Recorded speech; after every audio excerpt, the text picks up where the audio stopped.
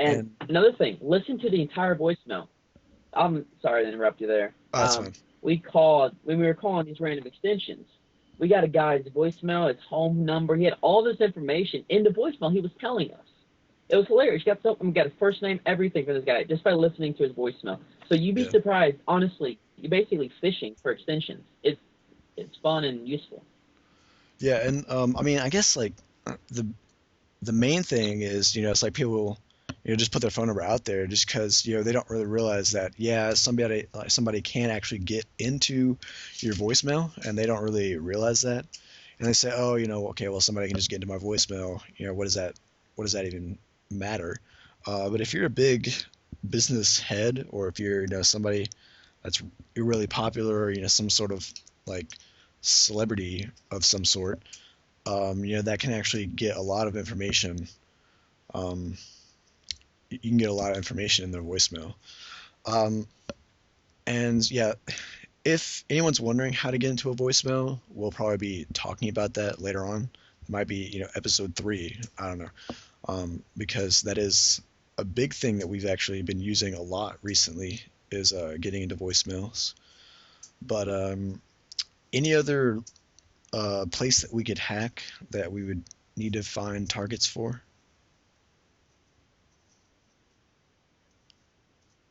Um, let's see what did we cover? We covered phones, Yeah. websites. We um I've done a little bit of this, not much, just because I haven't needed it. Yeah. But I've actually went and just go on a public network and start looking for computer names. Then you do a port scan, and then you can see if you can any of those computers have weak passwords. You can remote access. It's more of a in-person type of hacking that a lot of skids don't actually do. Yeah. But you can get a lot of information, computer name stuff you normally can't get. Yeah, that's also true as well. Um, there's also the IP range, of course. Like if you find a range Yes. of IPs, yeah, for a major company, then you can just, maybe put something into Python really quickly, and nmap every port, and then just look through the entire log until you see, maybe a um, maybe an IP has telnet open, or you know something like that. I encountered one of those recently. Should we tell that Yeah. story? It's a good example of what we're doing here. Yeah. Let's see. Anything else? I mean, we've covered most of the stuff that we normally hack. Uh, I guess for people trying to find like vulnerable targets on Facebook, really, I guess the most vulnerable targets, like if you're just searching for someone, like let's say you're bored one day and you want to hack a Facebook, of course, you can just randomly type in a name and just be like, oh, Susie Hampton, whatever, I don't know, and you look for some Susie Hampton that has her phone number up there and her emails. That would be one method. It's kind of like a shot in the dark method, but it can actually get you some fun, I guess, if you're just into defacing Yeah. a Facebook page. But yeah, that's really the best way. And of course, Now, what were you gonna say?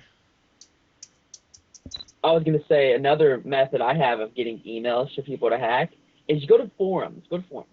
Some of them, not many, but I found like 5,000 emails once and usernames and everything because they had a users tab in their forum, and it just gave me a huge list of all their users.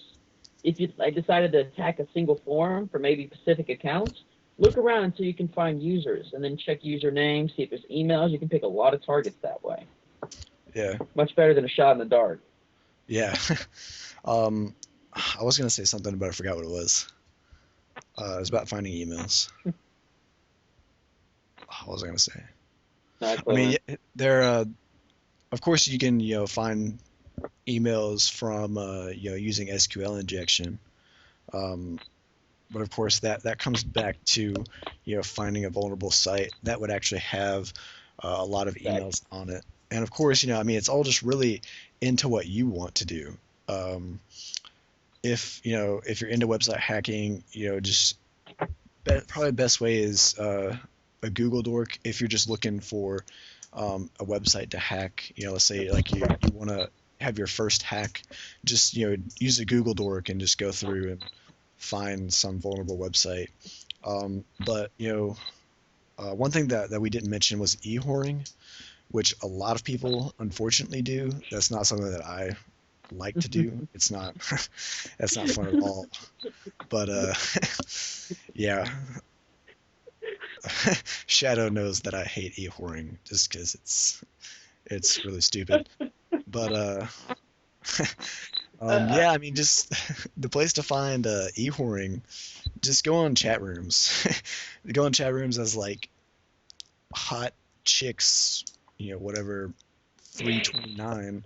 Yeah, and they're like, oh, I'm looking for hot dick in my ass, and then you get like 70 messages right away that are like, hey, you want to fuck? Yeah, and of course, I mean, if you want to find vulnerable targets for e-whoring, of course, that's the best way. But you can also get emails that way. Um, that's something that not a lot of people actually think about is that you can get emails for Facebooks and for any Yeah. other site. You can get it that way too, and maybe even phone numbers. The only thing is though that they're going to be waiting for you to call them. That's the only downside to that. So yeah, you can't exactly hack their voicemail right then, but Not really. yeah. Hmm. One thing I like that about the voicemail hacking. I don't personally do it just because I don't like the services, but caller ID spoofers are great for voicemail hacking because it'll send you straight to voicemail. Great method for Yeah, but voicemail hacking. only certain ones. I But have used it before. yeah, you have to find the right one though, because if you find the wrong one and you end up calling your target, then it's just like their number, and it's like, what, I'm calling myself, Yeah. and they might be suspicious of that number, but But if all else fails, call at night. yeah. Let's see, I don't know about anything else. Any other targets that you could possibly find? I think we've covered basically everything. No. Yeah. That's about it. That's pretty much how you find a target. Yeah. Um, so yeah, that's the podcast. That's basically finding targets.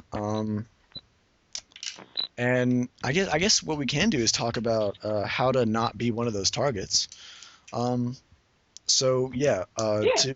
to sort of be prevented from having your phone hacked, or your, not really phone hacked, but your voicemail hacked. Just don't put your phone number on any major website unless you know it has HTTPS, and even then, it's not really going to be as secure as you'd want it to be. Um, but yeah, just be safe with your email. Like, don't go and sign up. Like, let's say that you have an email that's connected to your PayPal or your bank. Don't don't go and sign up on some random forum, like hottie And porn then getting forum, hacked. about sex, because somebody might hack that, or the site admin, might be actually some sort of really clever fisher. I don't know. Um, because, and I say this a lot, but I kind of want to say it since this is the second podcast, but it's your email is basically your social security number online, or actually no, better yet, it's more or less your passport for all your online activity.